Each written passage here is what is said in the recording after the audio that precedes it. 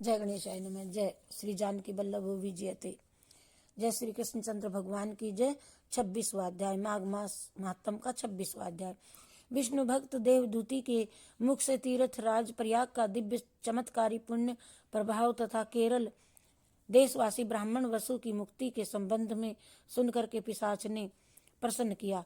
हे महात्मने, केरल देशवासी उस ब्राह्मण को किस प्रकार तथा किस युक्ति से मुक्ति प्राप्त हुई थी, यह प्रकरण मैं आपसे विस्तार पूर्वक सुनना चाहता हूँ।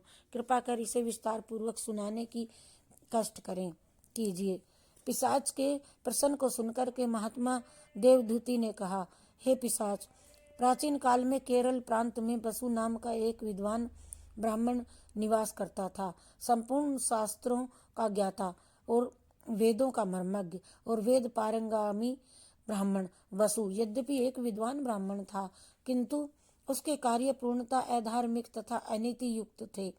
वह दान, जप, तप, यज्ञ, हवन तथा ईश्वर भक्ति इत्यादि कोई भी धार्मिक कृत्य नहीं करता था, और वह न तो अपने माता पिता तथा गुरुजनों का आदर करता था और न उनकी सेवा ही किया करता था। वह पूर्णतः अधार्मिक था।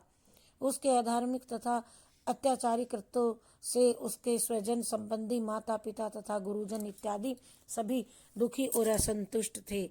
उन्होंने उसे सुधार कर सन्मार्ग पर लाने के अनेकों प्रयास किए, परंतु उसे सफलता नहीं मिली।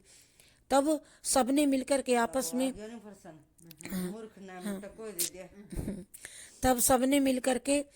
आपस में मंत्रणा की कि उसकी समस्त संपत्ति छीन करके फिर उसे घर से निकाल दो।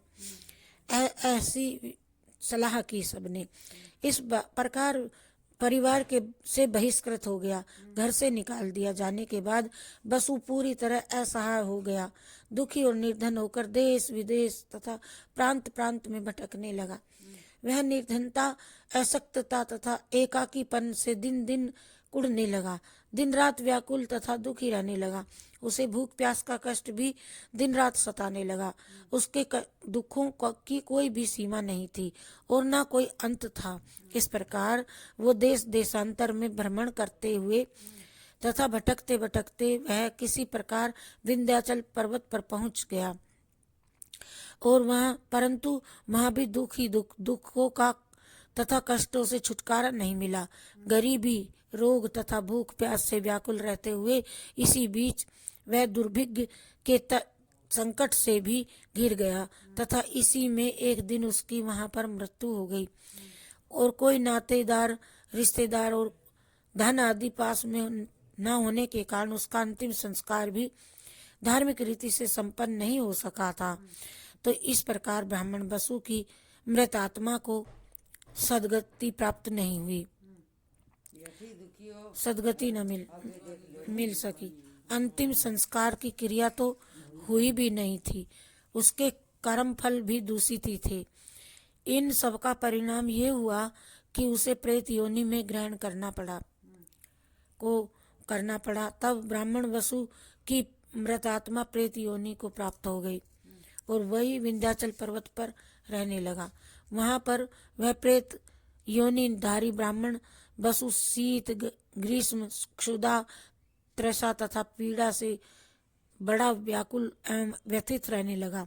वह सदैव ही दुखी होकर लंबी लंबी सांसें लेता और जहाँ जहाँ हाय हाय करता हुआ भटकता रहता था। वह दिन रात की ही व्याकुल तथा पीड़ित रहता था। उसे रंच मात्र भी सुख नहीं, शांति नहीं मिली। इतनी कथा सुनाकर महर्षि वशिष्ठ जी ने महाराजा दिलीप से कहा, हे राजन, जो मनुष्य हवन नहीं करते हैं, दान और जप तप इत्यादि कोई धार्मिक कृत्य नहीं करते हैं तथा सदैव ही भगवत भजन तथा देवादिदेव भगवान विष्णु जी की आराधना से विमुख रहते हैं, ऐसे मनुष्यों को क्रियाभ्रष्ट तथा कृत्यहीन समझना चाहिए। इसी प्रकार जो व्यक्ति पावन दिव्य तीर्थों का सेवन नहीं जाते पावन तीर्थों में और वहां जाकर के धार्मिक कृत्य नहीं करते तथा कभी भी भिखारियों तथा अभ्यागतों की सेवा नहीं करते तथा अन्न, वस्त्र, स्वर्ण, फल, मिष्ठान, जल एवं मणि इत्यादि का कभी दान नहीं करते, वे सदैव ही अधार्मिक तथा धर्म रहित माने जाते हैं। ऐसे लोक निंदित तथा धर्म वर्जित कृत्यों को करने वाले मृत्यु के पश्चात नरक की यातना तो भोगते ही हैं, इनका पूर्व जन्म भी भूत प्रेत राक्षस पिशाच तथा कीट पतंगों की योनियों में होता है। वशिष्ठ जी के ने आगे कहा, जो व्यक्ति स्वर्ग तथा मोक्ष एवं सद्गति की इच्छा रखते हों उन्हें सदैव ही शास्त्रों की, गुरुजनों की, माता की, पिता की और नहीं करते कोई रुचि नहीं दिखाई। धर्म द्वारा आदेशित सत्कृतों को करना चाहिए। मैंने अपने माता पिता तथा गुरुजनों की भी कोई सेवा नहीं की। मैंने कभी भी घर आए किसी अभ्यागत का स्वागत सत्कार नहीं किया। मैंने जीवन भर स्वेच्छाचारी जीवन जिया था।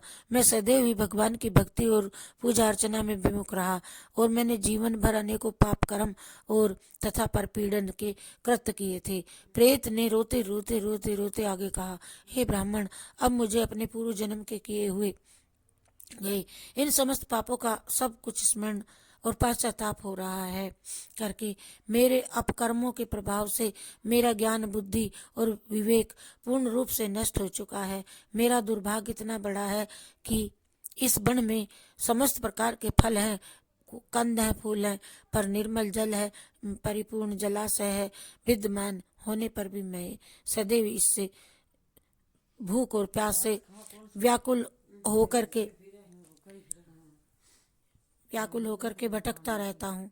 मेरे पाप कर्मों से मेरा दुर्भाग्य इतना प्रबल है कि मैं न तो लताओं और वृक्षों के फल तोड़कर खा सकता हूँ और न कंद फूल फल खा सकता हूँ और न ही पेट भरकर जल ही पी सकता हूँ। अपने पूर्व जन्म के पाप कर्मों के कारण ही मुझे ये प्रेत योनि प्राप्त हुई है। मैं सदैव एक क्षुधा त्रसा तथा पीड़ा से व्याकुल रहा करता हूँ। इस भयंकर दुखदायी प्रेत योनि में वायु ही पीने को मिलती है। वायु का ही मेरा एक आधार मात्र है। इस वायु पर ही मेरा जीवन टिका है।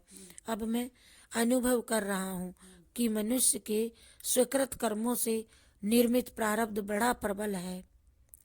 सुकृत कर्मों से निर्मित बड़ा प्रबल प्रारब्ध बड़ा है। इससे किसी की भी रक्षा नहीं हो सकती। इति श्री पद्म पुराणे माघ महात्म्य में 26वां अध्याय समाप्त। हरि शरणम हरि शरणम हरि शरणम हरि शरणम हरि शरणम हरि शरणम हरि शरणम हरि शरण। बोलो जय भगवान की जय।